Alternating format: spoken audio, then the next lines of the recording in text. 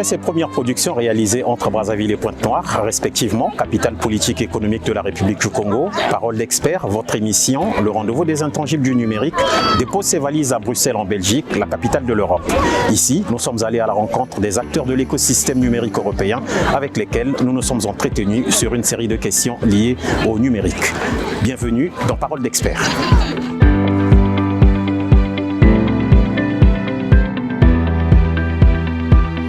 Dans un écosystème où rien ne se perd, tout se transforme. Les clouds et les big data constituent un couple inséparable.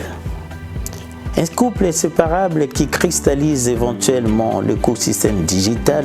Les clouds, considérés aujourd'hui comme un marché porteur pour la cybersécurité, et les big data, un défi colossal pour les clouds en termes de sécurité. Le monde du digital, sinon les praticiens de cette nouvelle économie, s'accordent à dire que le big data et le cloud éventuellement sont des enjeux énormes pour l'avenir du digital. Le management des systèmes d'information, dont la gouvernance de ces outils interpelle les utilisateurs, sinon des experts, à avoir une vision aussi rigoureuse quant à la gouvernance et au management de ces outils. L'émission Parole d'expert que nous allons suivre tentera de nous donner éventuellement des éléments de réponse sur la compréhension éventuelle de ces deux concepts, leur utilité, sinon les enjeux qui entourent ces nouveaux outils, sinon ces technologies novatrices dans le monde du digital.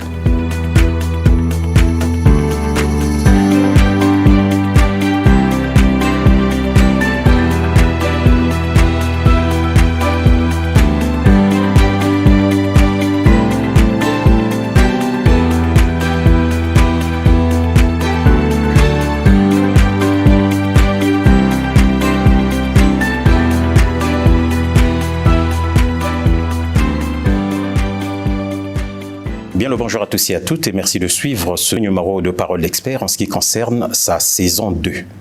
Chaque jour, d'énormes quantités de données dans tous les formats sont produites et échangées à travers le monde en permanence sur Internet.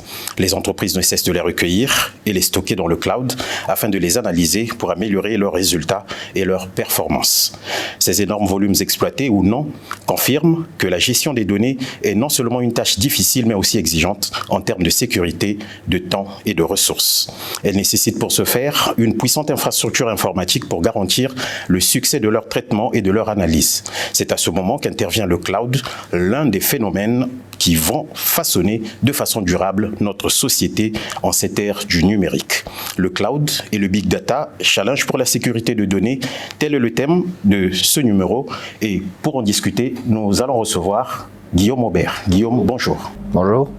Guillaume, pouvez-vous nous faire une très brève présentation de vous pour que nos téléspectateurs apprennent à vous connaître? Bien sûr. Alors, j'ai un master en économie de la Sorbonne, en mathématiques et économie macroéconomique.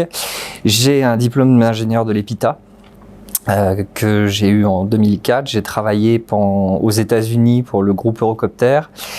J'ai travaillé aussi pour un groupe de conseil dans les télécommunications qui s'appelle AFD, dans lequel j'accompagnais des clients comme Orange ou Alcatel-Lucent à l'époque sur la région parisienne et dans le reste de la France. Et par la suite, j'ai déménagé en Belgique où j'ai repris l'activité d'une société française et que j'ai développée en local. Et après, je me suis associé au groupe DGTEL pour créer l'infrastructure belge de cette société qui est spécialisée dans justement la transformation numérique des entreprises. Voilà.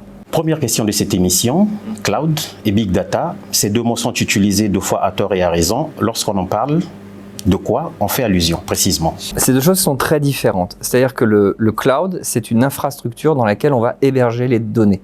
Pourquoi on parle de cloud? C'est parce que les propriétaires des données, généralement, vont transférer le stockage et l'exploitation de ces données à un tiers. Pourquoi? Parce que auparavant, les entreprises le faisaient généralement elles-mêmes. Sauf que avec l'augmentation du trafic, l'augmentation de la quantité de données, il devient compliqué pour une entreprise de suivre l'évolution technologique et des sociétés proposent ces services et le font généralement mieux qu'elles. Le big data, c'est le fait d'analyser des données en temps réel dans des quantités importantes. Donc c'est plus des outils qu'on va utiliser pour faire parler les données. L'un et l'autre est-il différent ou bien indépendant de l'autre? On peut avoir l'un sans l'autre. On peut faire du big data dans un PC et on peut faire du cloud sans big data. En revanche, pourquoi on les lie souvent? C'est parce que l'intérêt des infrastructures cloud, c'est de pouvoir faire travailler ces données avec des outils de big data. L'intérêt, c'est qu'on va pouvoir croiser les données, on va pouvoir obtenir de nouvelles informations grâce à ça.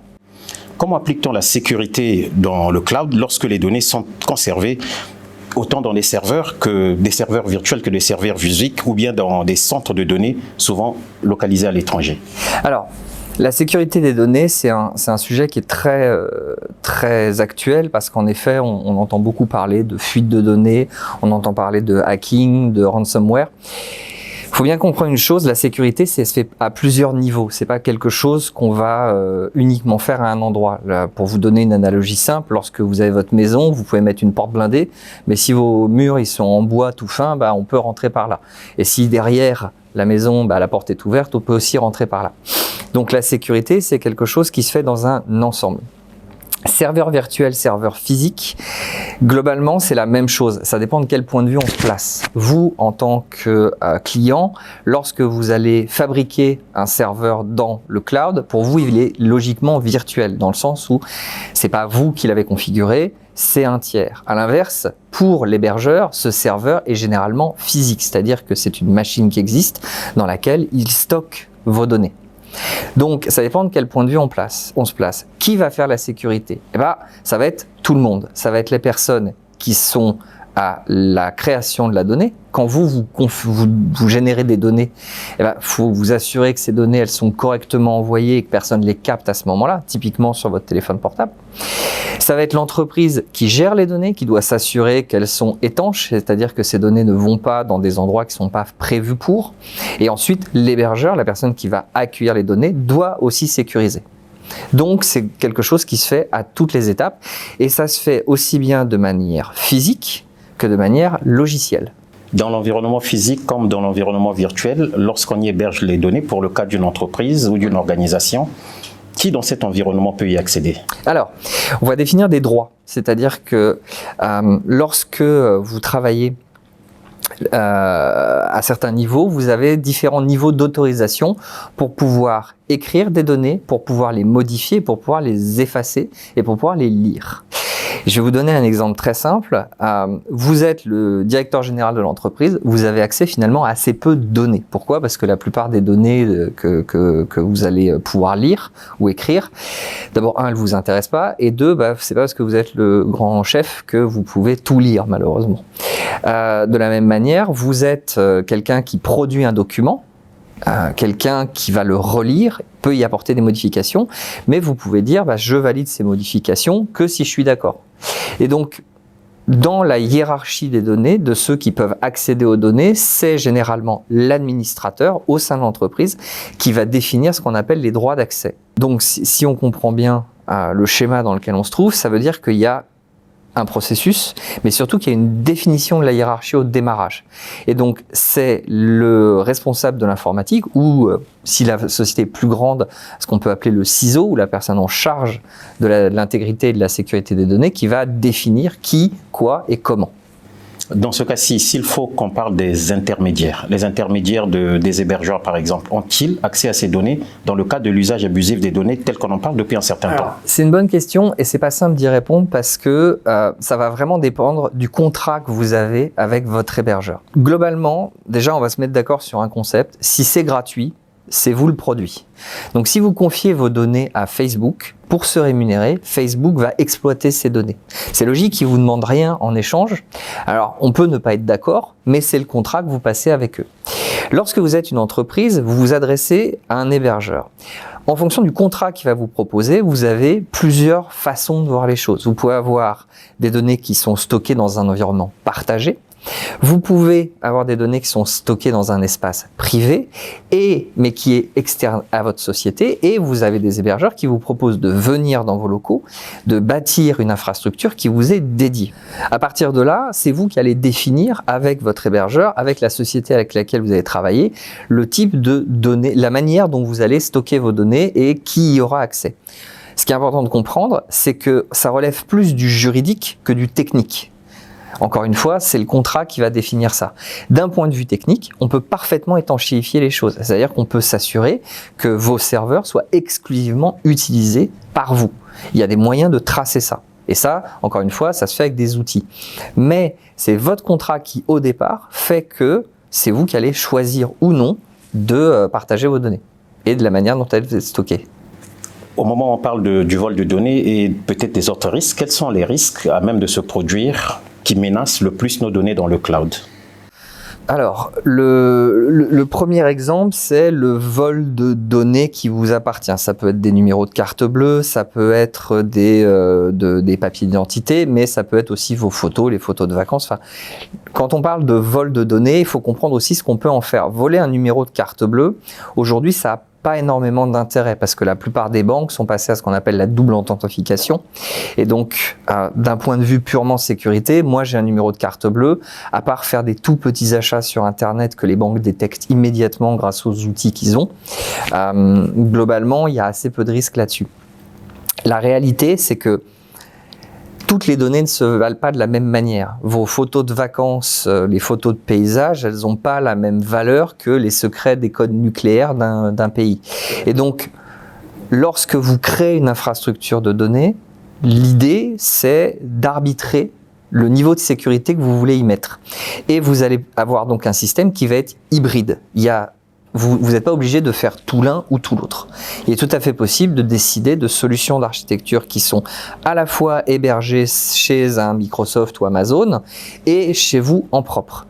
Mais c'est vous qui, encore une fois, devez statuer sur quelles sont les données qu'il faut impérativement protéger et stocker chez vous, quelles sont les données qui sont sensibles mais sur lesquelles on n'est pas prêt à mettre des moyens énormes, et quelles sont les données qui sont des données d'usage ou des données standards sur lesquelles, finalement, si elles sont volées, est-ce que c'est bien grave? Je ne suis pas certain.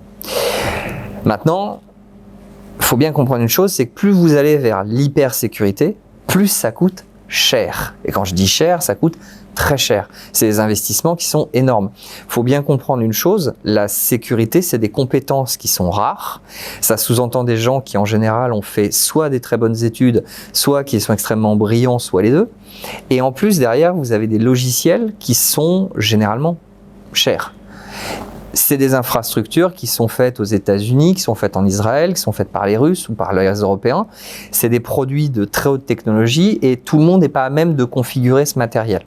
Donc, lorsqu'on parle aussi de sécurité, il faut bien comprendre une chose, c'est que la première sécurité, la plus simple et la moins coûteuse, c'est de former les gens à bien utiliser les systèmes. Dans les entreprises, 99% des sources, des origines de hacking sont humaines. Et là, je vous annonce pas un scoop, c'est généralement en plus la direction générale qui a la source. Parce qu'en général, ils veulent former les employés, mais eux, ils se considèrent un peu au-dessus. Donc, bien s'assurer que les directeurs, eux aussi, ils ont bien compris ce qu'il fallait faire. En tenant compte de ce que vous dites, ouais. Le cloud garantit à 100% la sécurité de nos données? Alors, je suis ingénieur, je vous dirais que tout fonctionne à 100%. Donc, vous n'aurez jamais une sécurité à 100%, ça n'existe pas. Et si quelqu'un vous le vend, il vous ment. En revanche, encore une fois, le cloud, mettons-nous dans un contexte très simple. Moi, je suis une société de conseil. Mon métier, c'est d'accompagner les entreprises. Je suis pas fabricant de matériel. Si je confie mes données à Amazon, pour ne citer qu'eux, je peux, dans le contrat que je passe avec eux, définir un niveau de sécurité très élevé. Ils sont bien plus forts que moi pour sécuriser mes données. C'est logique, c'est leur métier. Et donc, ce sont des professionnels. Si moi, maintenant, je veux le faire, je peux acheter des infrastructures, je peux mettre des logiciels qui vont fonctionner et prendre des experts qui vont le faire. Mais ces gens-là, il faut que je les maintienne à jour. C'est-à-dire que la sécurité, c'est pas quelque chose qui s'arrête dans le temps. C'est pas comme une maison, une fois qu'elle est construite, elle est construite. Et encore, il faut l'entretenir. Dans la sécurité, tous les jours, vous avez de nouvelles failles qui arrivent. La veille technologique, c'est extrêmement important. La logique qu'il y a derrière, c'est toujours se tenir à jour, de comprendre d'où viennent les failles. Mise en conformité des infrastructures. Mise en conformité des infrastructures, mise en conformité logicielle, physique, mise à jour, gestion des données, paramétrage des systèmes. Tout ça, ça nécessite beaucoup de compétences. Donc, si aujourd'hui, un État veut héberger des données, créer un data center, cet État ou cette société doit avoir conscience de ce que cela implique d'un point de vue budgétaire, parce que c'est considérable. Maintenant, ce qui peut être aussi intelligent, c'est de s'adresser à des hébergeurs, surtout pour l'Afrique, et de passer un contrat avec eux pour les faire venir dans un pays et dire, voilà, ici on va construire votre data center, nous on a la fibre, nous on a des moyens de vous connecter avec le reste de l'Afrique, et là ça devient hyper intéressant parce que vous créez de l'emploi en local, vous avez des compétences qui vont arriver, vous avez des écoles d'ingénieurs qui vont se créer autour de ça, vous avez des gens qui vont monter en compétences, et à terme, ces gens, ils pourront transférer le savoir, créer d'autres entreprises, créer des alternatives aux hébergeurs. Cloud public ou cloud privé, quels sont les avantages et les risques pour nos données? Parce que les experts disent que la connexion entre les postes et serveurs informatiques via le réseau Internet expose à des risques supplémentaires de cyberattaques et de violation de confidentialité. Là encore, ça dépend vraiment de ce que vous voulez et du budget que vous voulez y mettre. Mais dans un cloud public, typiquement Amazon, c'est un cloud public. Tout le monde peut y accéder. Là encore, ce que j'ai dit avant, c'est que votre contrat va définir le niveau d'étanchéité entre chaque serveur. Vous pouvez demander à Amazon que vos serveurs soient exclusivement exploités par votre entreprise et qu'il n'y ait personne d'autre qui y ait accès. Ça reste un cloud public. Le cloud privé, on parle d'un vrai cloud privé, l'hébergeur, il vient chez vous, il crée les infrastructures chez vous, il vous connecte uniquement à vous et il n'y a pas de sortie vers l'extérieur. Donc ce serveur n'est pas connecté à l'extérieur. Donc théoriquement, il n'y a pas d'invasion externe qui peut entrer dedans. N'oubliez jamais que ça reste une infrastructure physique et que quelqu'un peut venir physiquement sur le serveur et travailler dessus. Et donc l'intrusion, elle peut être tout bêtement de quelqu'un qui se connecte directement sur le serveur et ponctionner les données aussi. Donc, la sécurité, encore une fois, c'est à tous les niveaux. Et si on parle de l'un ou l'autre, il n'y a pas de bonne solution. Il y a la solution qui est adaptée à votre entreprise, à votre infrastructure, à votre environnement. Et s'il fallait en conseiller à ceux qui nous suivent, notamment aux entreprises et aux organisations, par rapport aux offres que proposent les hébergeurs, les acteurs du cloud, quelle offre leur proposerez-vous? Moi, je leur dirais d'abord, commencez par bien analyser ce dont vous avez besoin. C'est quoi le besoin initial que vous avez? Comment fonctionne votre flux de données? Cartographiez ces données, cartographiez vos infrastructures. Une fois que vous avez ça, définissez un niveau d'importance de chaque donnée. Est-ce que par exemple, je prends un exemple, celui du port autonome de Pointe-Noire. Il y a énormément de données sur les bateaux qui arrivent, qui sortent, ça c'est intéressant, mais je pense pas que ce soit confidentiel. Enfin, n'importe qui peut les avoir. Donc ça peut être stacké dans un cloud public. Ce qui est intéressant, c'est qu'on va pouvoir faire du big data là-dessus, justement. On parlait. En revanche, le type de marchandises qui sont transportées, peut-être que c'est plus sensible. Ça peut être stocké dans un cloud public toujours, mais avec des infrastructures étanchéifiées. Et puis, sur l'identité des gens qui sont à bord, sur des marchandises qui sont peut-être plus sensibles ou sur le montant des transactions, ça devrait être stocké dans un cloud privé. Comme ça, vous avez, si vous voulez cartographier les types de données que vous voulez conserver, vous avez pu définir facilement des niveaux d'accès. J'imagine que le prix des transactions, ça doit être vu par très peu de gens. À l'inverse, beaucoup de gens doivent savoir qui arrive, qui part, ne serait-ce que pour vos fournisseurs qui derrière doivent savoir quels sont les bateaux et à quels endroits ils ont été stockés. On dit souvent que la souscription d'un service de cloud nécessite souvent la souscription additionnelle d'un object store. En quoi cela consiste et quel est l'apport en matière de sécurité? Alors, en matière de sécurité, c'est pas forcément évident, mais lorsque vous allez passer un contrat avec un Amazon, par exemple, vous avez toute une suite logicielle qui vient avec. c'est pas obligatoire, vous pouvez juste vous servir du cloud comme bêtement un gros seau dans lequel vous stockez vos données. Mais c'est passer à côté d'un champ des possibles colossal en termes d'exploitation de vos données. Je vais vous donner un exemple qui m'est arrivé personnellement et vous allez comprendre. Moi, je vis à Bruxelles et je vis à Woluwe-Saint-Lambert. Alors, s'il y a des gens qui ont vécu à Bruxelles, ils vont comprendre le problème. En 2014, un matin, il y a des avions qui sont passés au-dessus de chez moi, du jour au lendemain. Parce qu'ils ont changé la route des avions. Et la plupart des avions ne respectaient pas les paliers, ce qui fait que dès 6 heures du matin, on ne dormait plus. Alors, beaucoup de gens ont râlé. Moi, ce que j'ai fait, c'est que j'ai posé un capteur sur le toit de mon immeuble, j'ai capté les données, je les ai couplées avec FlyRadar qui me donnait la position des avions. J'ai couplé ça avec le bruit ambiant de la route et avec des données météo. Et j'ai pu, avec un tout petit peu de maths, prouver que les avions ne respectaient pas la hauteur à laquelle ils devaient être à ce point-là. Ça n'a rien changé parce que je l'ai proposé à l'administration belge et évidemment, c'est parti dans les limbes de la politique. Mais les données, on les avait. Sans Big Data, je ne peux pas faire ça. Pourtant, il n'y a pas énormément de données, mais j'ai couplé des sources de données différentes, j'ai utilisé ça pour obtenir un résultat qui était le bruit que faisait l'avion. C'est la force du Big Data. Donc, l'intérêt pour un entrepreneur, l'intérêt pour une entreprise, c'est de faire parler ces données. Quelque chose qui était statique et qui vous coûtait de l'argent peut, demain, bien exploité, intelligemment exploité, vous rapporter de l'argent. Et là, on commence à comprendre l'intérêt de ces outils. En revanche, plus vous les utilisez, plus vous en devenez dépendant.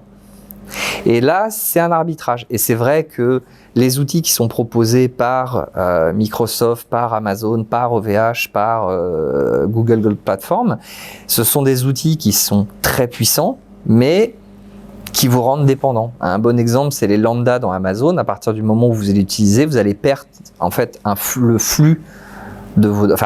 forme de flux de vos données. Vous pouvez le faire vous-même. Ça va juste vous prendre plus de temps, ça va être plus compliqué, mais si vous appuyez sur le bouton lambda, ça se fait tout seul. C'est un choix. Le cloud hybride, on en parle aussi, offre-t-il une meilleure sécurité des données lorsqu'on veut véritablement les mettre à l'abri des cyberattaques ou bien de tout autre risque? Disons que le cloud hybride, ça va être un mix entre cloud public, cloud privé, infrastructure qui vous est propre, infrastructure chez l'hébergeur.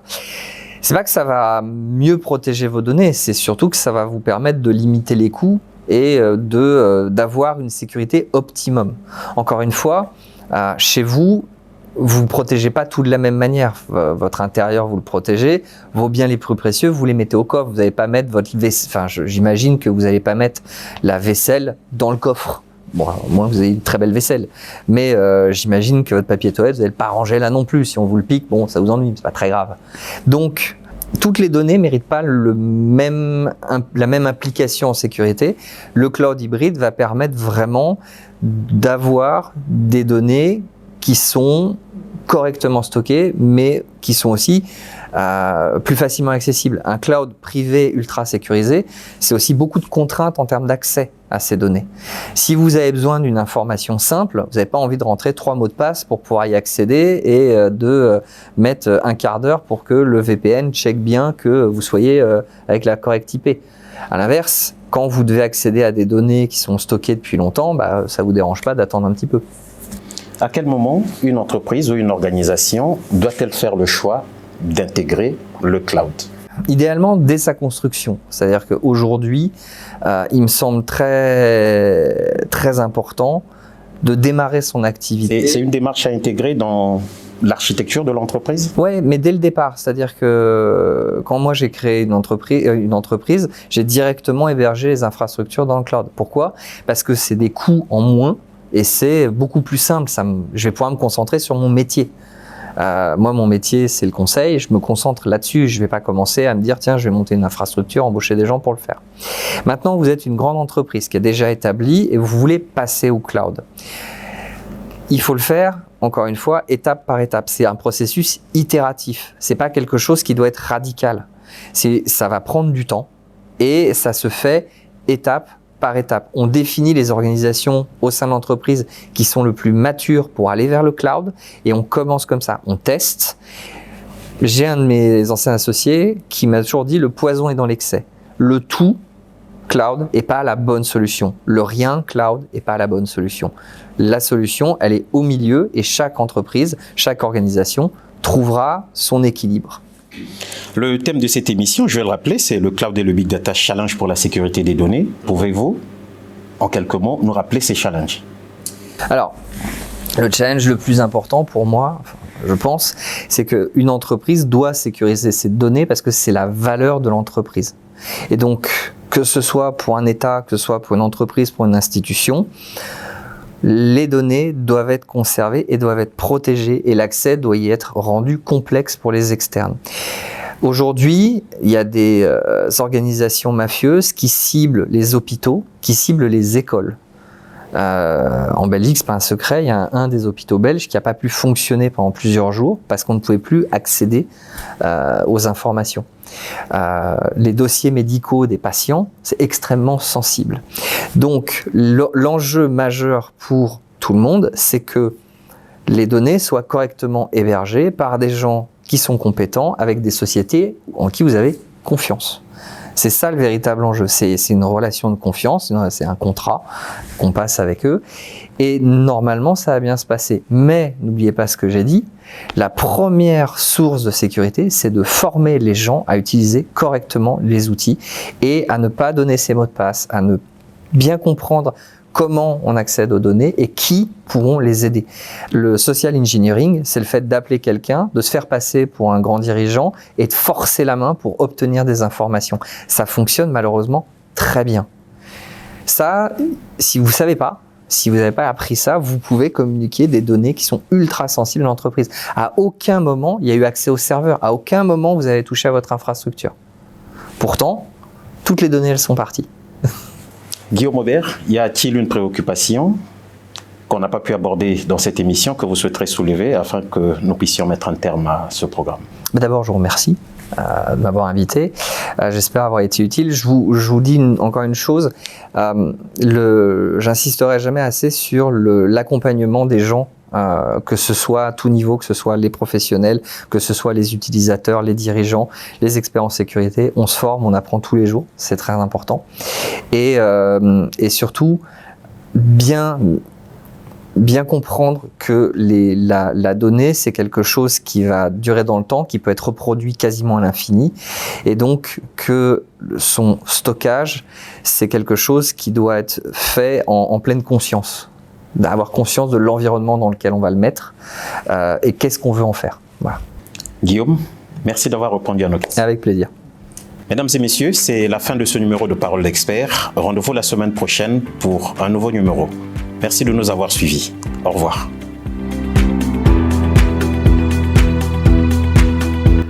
Retrouvez cette émission en ligne en vous abonnant sur la chaîne YouTube de Parole d'Expert.